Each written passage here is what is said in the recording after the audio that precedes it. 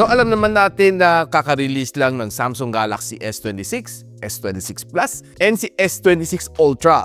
Lahat na to ay flagship level phones ni Samsung.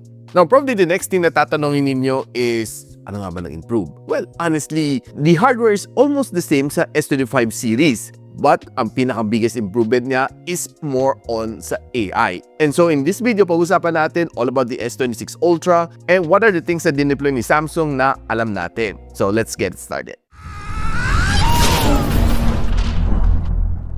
So guys, right na nakuha ko na yung exact price ng Galaxy S26 Ultra sa website ng Samsung Philippines. Yung kanang 12,256 is still unknown ng kanyang presyo.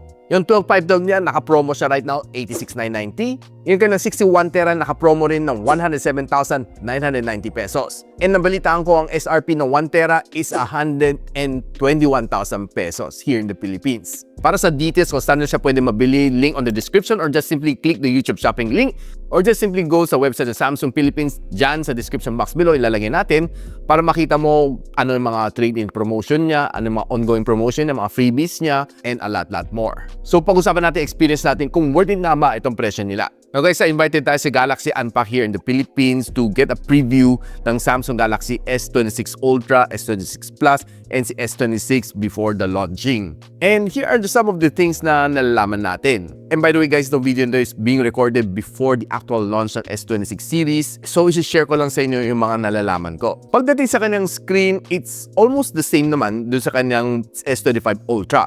We have here is a 6.9-inch na AMOLED display, more of a dynamic AMOLED 2X display. Most likely ito yung LTPO counterpart ng ibang mga brands, which is kaya na mag-adjust sa kanyang refresh rate para makapagtipid ng battery just for you. It still has a 120Hz screen refresh rate and a Corning Gorilla Glass Armor 2, which is one of the best na meron ni Corning right now. While I was playing with the phone, honestly, I'll tell you na maganda naman kanyang display. Well, honestly, di mo naman talaga mafe-feel improvement ng display, no? Wala ka naman mapapansin na wow factor from the predecessor. But honestly, maganda naman ang display. You'll get a buttery smooth experience sa S26 Ultra, pati sa ibang mga series niya. And nonetheless na it is a flagship level naman na display.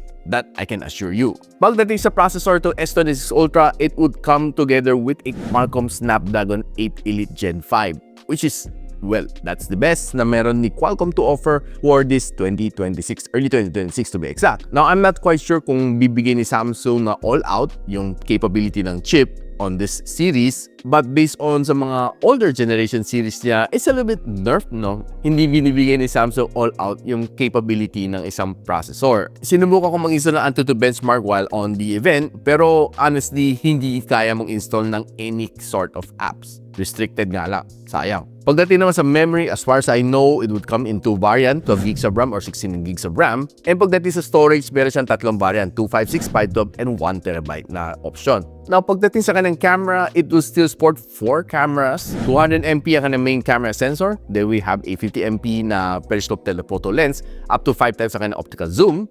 50MP ang kanyang ultra-wide. And you have a 10MP na telephoto lens na may 3 times optical zoom. That's as far as I know.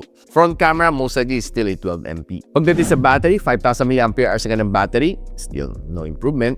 And 60 watts na fast charging. Meron din siya wireless charging and that's it. Pagdating sa SIM card, malamang 5G and eSIM capable. And colors na nalalaman ko and nakita ko is white, blue, black, and purple. So far, yun ang mga alam ko pagdating sa kanyang specs. Now, let's move over sa features na nalalaman natin and diniscuss during the event na pwede ko ibahagi sa inyo right now. Now, one of the things na sobrang laganap here in the Philippines is spam calls and spam texts. Isa sa mga AI features na binibida ni Samsung dito sa S26 Ultra is yung kanyang spam detection. I-alert ka in real time yung mga nare-receive mong calls and texts kung probably scam or scam siya, i-alert ka niya. Which is something na very intelligent, very helpful, no? Probably iniipon niya sa kanya database yung mga numbers na nire-report ng mga tao na spam, scam, no? And i-alert ka ahead of time, which is a good feature para makaiwas ka sa scam and para hindi ka maloko. And si S26 Ultra is the world's first phone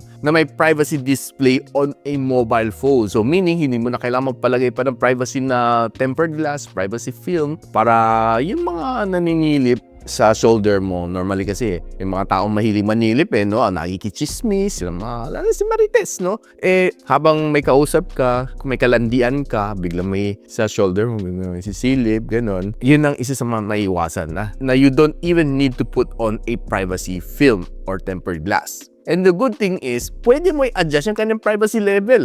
Alam mo yung mga bagong sunglasses na pwede mo i-adjust yung kanyang tint level. Ganon din dito sa privacy display ng Samsung Galaxy S26 Ultra. Which is something cool na pwede paglaruan na so far, wala pa sa ibang mga smartphones. Na pagdating naman sa kanyang thermals, medyo binago ni Samsung daw yung design nitong phone nito. Binago na ka ng vapor chamber para mag-dissipate ng more heat in the process, lalo na kung naglalaro ka ng games, which is supposed to be something na important on a flagship level phone. Another thing na sobrang impressive is yung kanyang interpreter. Now, ang dami sa inyo mahilig mag-travel, be to Japan, Korea, and all of the other countries out there na hindi mo alam ang kanilang language unless you learn it. Now, with yung bagong interpreter niya na feature, kakonek ka na ng Galaxy Buds, no? And it can interpret yung sinasabi sa'yo in real time. Now, there are 3 things na I find pretty cool sa AI features ni Samsung. Now, one of them is pinakita nila yung isang cake na may slice, no? Sabi natin cake, pizza, basta tinanggal na isang slice. With the Galaxy AI feature dito, pwede mo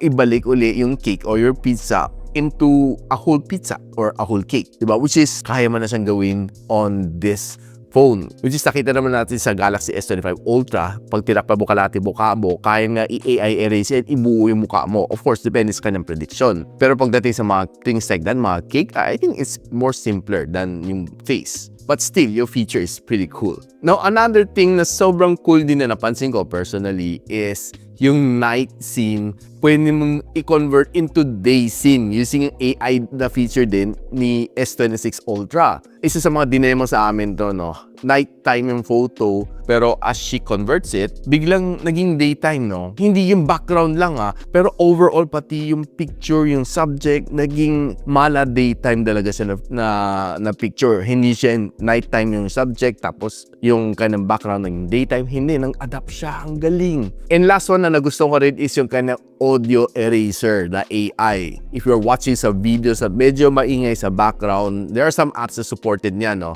YouTube, Netflix, IG, and a few more. Pag nakikinig ka sa audio nila, no, medyo maingay, may mga background noise, kaya niya i-audio erase ito para you can hear the main character talking clearer and mas hindi masakit sa tenga. It's very useful.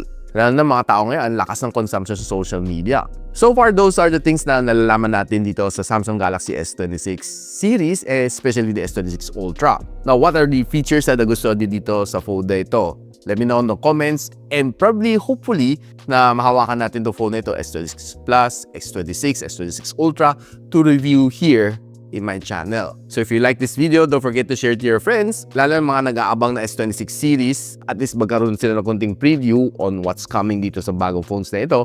And of course, ina-encourage ko kayo to like, subscribe dito sa aking channel so you don't miss out ng mga videos just like this here sa aking channel. So pare, hanggang dito muna ako, and I'll see you on my next video. Peace out.